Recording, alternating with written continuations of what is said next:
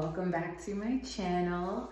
Thank you so much for being here. Please just go ahead and like, comment, and subscribe. And I'm just gonna jump right into things because this has been on my mind for a while now. I watched a couple of videos and it, really started to drum up feelings of the past and things like that. Also things that I've got to witness firsthand, from girlfriends, from people I know, different people in general, having firsthand relationships with that, we've talked about things and prominently hearing about it, especially like in,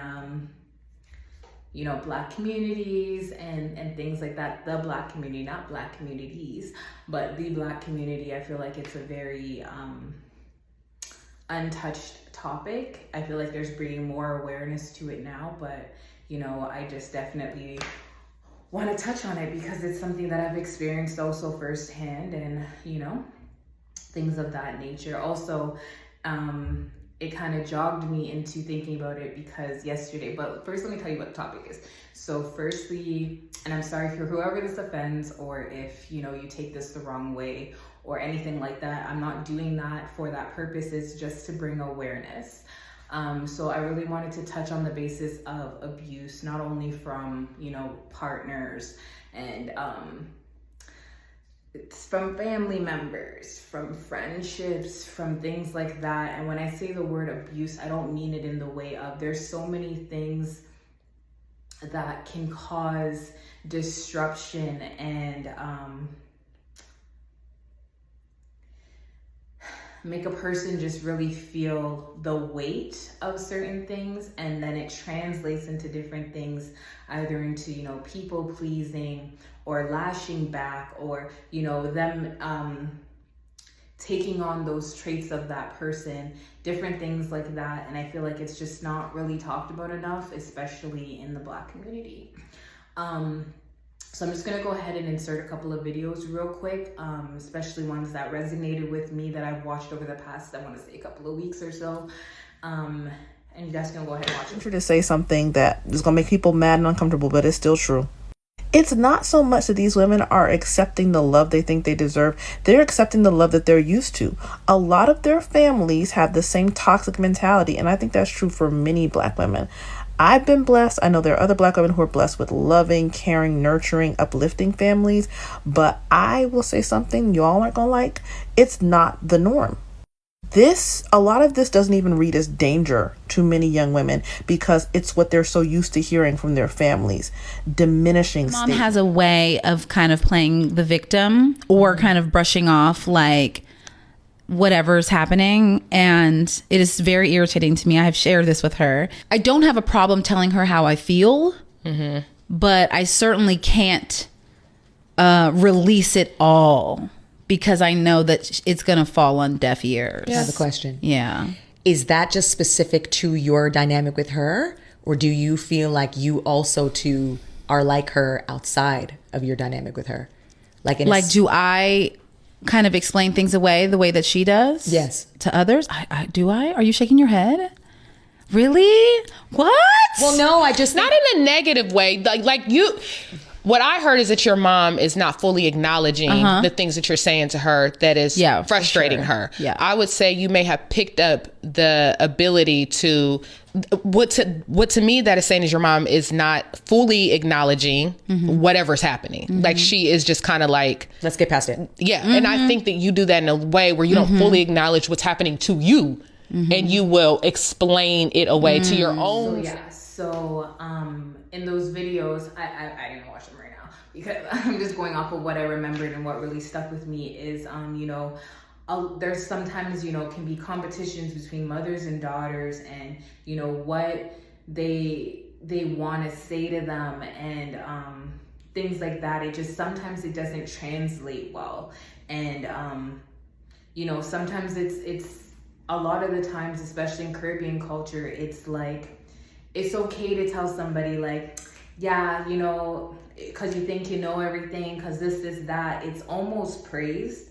They almost even like will go back and forth. If you ever hear a Caribbean mom on the phone talking about how she disciplined her kids, she gonna say with her whole chest, she's gonna feel, you know, very, like, it's almost like rewarded. And, you know, God does say in the Bible too, obviously, you know, if you spare the rod, spoil the child, or even so far as, you know, saying that, you know, death may come to a child and things like that. But there's so much more that's attached to that I feel like is not talked about, that is psychological. You know, telling people about their weight and, you know, how they look, and you don't care what they do, you don't care what happens, if you want to act grown, if you want to do this, if you want to do that, instead of having, you know, conversations about what it is that they're looking for. You know, even me and my husband, we've talked about even our parenting styles and what we want for our children that we don't got yet, but we talk about,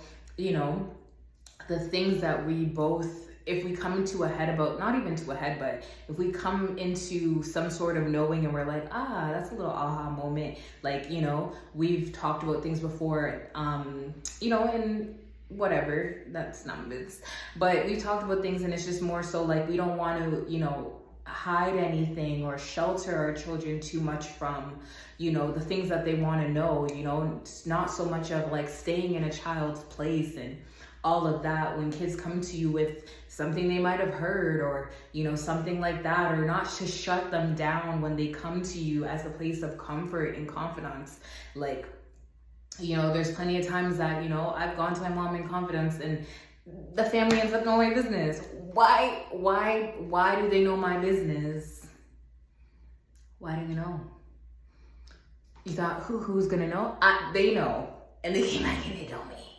So, you know, and it's like, or things like that. It just doesn't feel safe, or, you know, and things like, it's just not the greatest. And sometimes we can shut down as people, and I just want us to be more open and more forthcoming with the fact of like, what's actually bothering you too. I had to kind of, this is my firsthand experience that I'm still going through as a 31-year-old, almost 32-year-old woman. But my mom came to me and she was like, you know, I'm not no skinny girl. Shout out to all the skinny girls, but you know, I'm not a skinny girl. So, you know, and I have never been in my whole life. And it's something I've struggled with at a younger age. Now I'm just like, girl, you far. But, you know, as a younger age, it's harder to embrace and things like that. And I just, you know, I remember little things that have stuck with me. And, you know, I was on keto and all of that, starving myself, child. I was eating, I think it was maybe about 2-3 years ago. And now I just came to like, I was just like, girl, after that, I was like, that's it. But, you know, my mom came to me and she was just, and she seen me at that point, and she saw me, you know, doing stuff I haven't really been too, you know, prominently in her face as of late, because, girl, I'm with my husband. But, you know, she came to me and she was just like, you know, like, how are things? Like, you know, and I'm just like, things have been great. I've been in the gym. I've been feeling good, And just like, oh, did you gain any more weight? And it's like, it's not, I love her. I love her, but they're Caribbean, and this is something that has been an ongoing thing, especially Caribbean people with Canadian children. We might not be built like y'all, okay? We might not have the grit. I mean, you grow up and you get, you know, a little bit of, you know, whatever to you, but it's hard. And still hearing things, it still messes with you mentally. Like, dang, like, can I live? Like, I didn't mean to, like, not even I didn't mean to, but like, come on, like, I didn't want to. And my first initial reaction was like, why would you even say that? Like, why wouldn't you just ask me, like, hey, P, like, hey, Presh, like, how's things going? Like, you know, like, how is the gym? Do you like it? Da-da-da-da. Like, you know, you don't attach a negative to it, you know? And, I fired up, and it's like, I'm trying to find a way also to communicate better. And I think that's the problem too, is that a lot of people, when they've received this type of treatment, they kind of tend to shut down or push out that parent or push out that person or things like that. And it's really course correction. Like, I had to go to her, and then she was like, why are you acting like that? And I'm like, do you know what you just said to me? Like, and the way that it bothered me, and, you know, the things that I've been fighting with my whole life. And She's like, I didn't even know that I said it like that. I thought that, you know, and then she apologized and everything like that. You have to also give grace to people who are willing to grow. You know, I've heard a lot of people too in my lifetime, like, you know, I've helped to, you know, I wouldn't say completely raise children, but I've helped to raise children. And, you know, I've heard, you know, situations too, and I've witnessed certain things, and the way that people, even on the street, sometimes kids talking to their parents and stuff like that, and not seeing where your kid is learning this stuff from, when you're telling your kid to blah, blah, blah, blah, blah, F, blah, blah, blah, and your language, attitude, all of this stuff you guys are promoting and instilling like almost a post-traumatic stress disorder to this child. Like, have you ever done a stress test? It's everything that you put onto these children and stuff like that, and the screaming and the yelling and the frustrations. I get it. I totally understand. And I haven't been in the you know, the real nitty gritty of, you know, parenting, but I raised, like, you know, newborns to like 2-3 years old, okay? And so I've been in the frustrations, I've been in the no sleep, I've been in the whatever. So at the end of the day, it's like, I get it. I totally understand that there is a lack of patience, and you're trying to pay bills, and you're trying to do this, and you're trying to do that. But it's also listening, understanding, knowing what your child's asking for, knowing why they might be acting out for that attention. Where have you been lacking? Where have you been spending less time? You know, have communication, try to spend more time with them and stuff that you all even like to do. Like, you know, right now, I don't have kids yet, but me and my husband, we love to go sit down and like in the sun and have picnics and just sit in the sun, like, and just sit by water and just like admire views.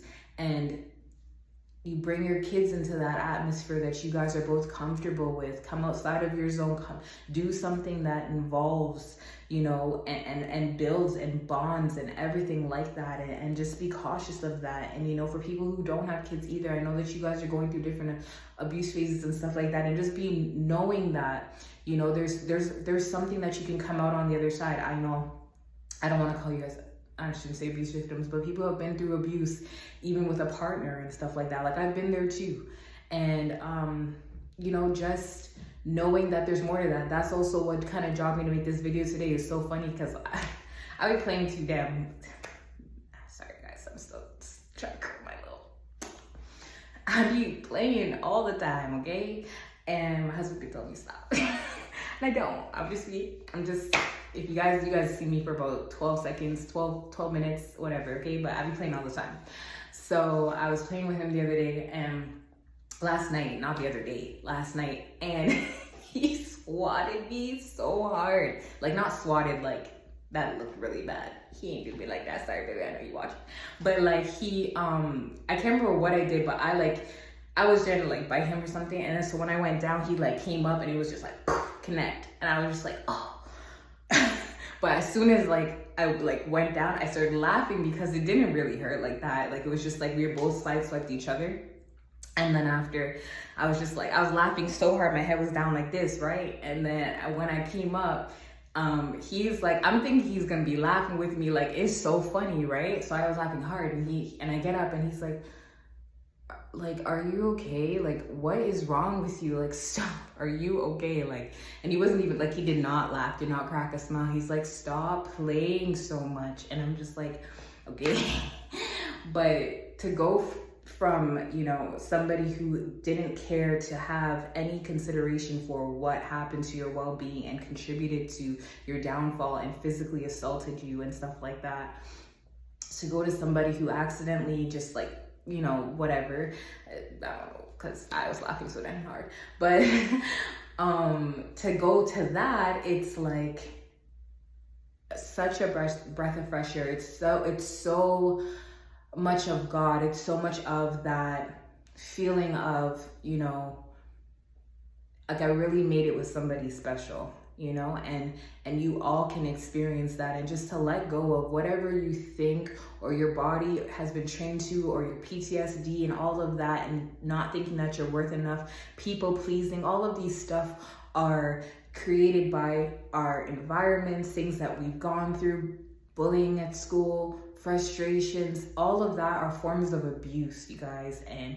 all of it takes a toll on your mental and your senses and your reactions and stuff like that. I find myself all the time asking my husband, like, are we okay? Are we good? Da, da, da. That's the trauma response. That's not normal. You shouldn't feel that way. But when you also finally get something that feels so good, you're scared to lose it too. So you're just like, you know, and just be cautious of that. And there is scripture to back this. I did look up a couple of them because, like I said to you guys, I'm not a scripture scholar. I don't know, you know, too much of anything, but you know, when I don't know, I go looking. And thankfully for these, you know, Bible apps and stuff like that, for what you don't know, I looked up, you know, parenting.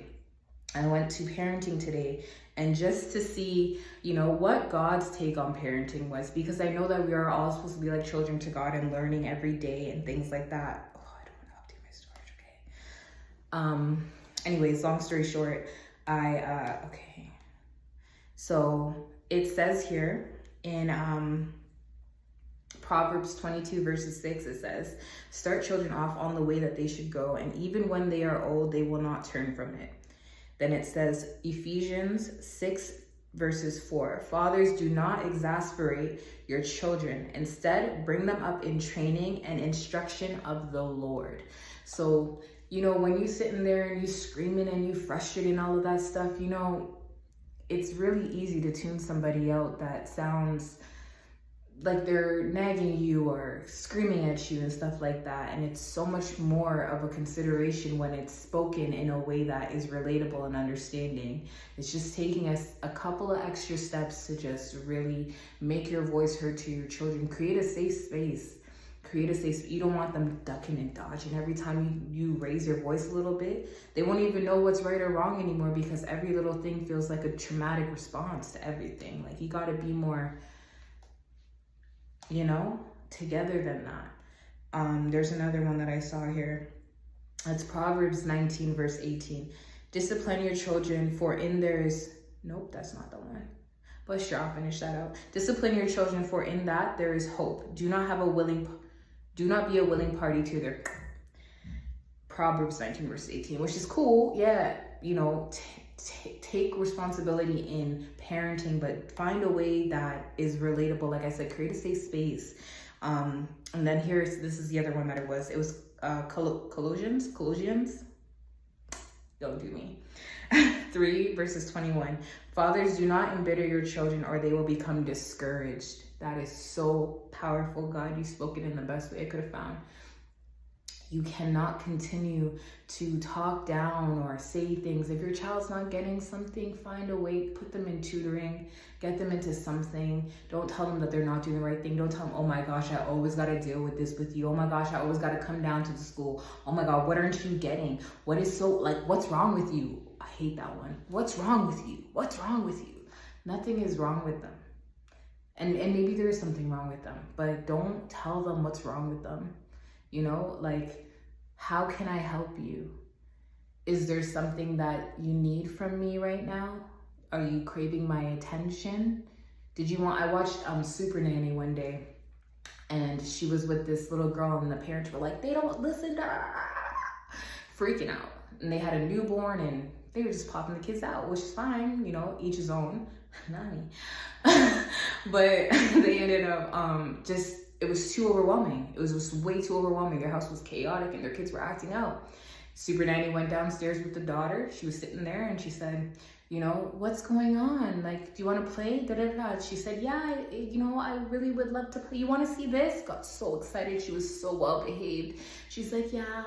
And then Super Nanny goes, so what's wrong? Like, what would you like to do? She said, I would like mommy to play sometimes. So mommy's always with the baby, blah, blah, blah, blah. And she didn't even say all that. She said, mommy doesn't have time. She verbatim is saying what the mom says to her all the time. Mommy doesn't have time. Mommy doesn't have time. Mommy doesn't have time. Daddy doesn't have time either. Oh, would you just want somebody to play? And she was the most well-behaved child. You get what I'm getting at. So what I'm trying to say, sometimes you think that your kids don't put them on a little game or this or that. Y'all didn't even grow up that way. Come on now. You're trying to put something onto your kids that, I mean, I didn't grow up with all these electronics. We were outside playing Nicki Nine Door and Manhunt. Respect. But you know, like, get involved in their lives and push them to do things that encourage them becoming young people and young adults, and, you know, be in their midst, and don't isolate yourself just because of, you know, all your stresses and things like that. You got to think about what you decided to take on, because it's a whole entire thing God took us on. He says all the time, he shows us things, he trains us, he's patient with us, you know, and he wants us to come to him like children, with a learning and a knowing and a wanting to know. And it's the naivety, naiveness that, you know, really just cares to understand and get to know and grow. Anyways, guys, just take the time and be patient and watch your words and watch your voice levels and your anger and stuff like that. I get it. They broke something in the house. Relax. Anyways, I love you guys so much. Please go ahead, like, comment, and subscribe, and I'll see you guys in our next video.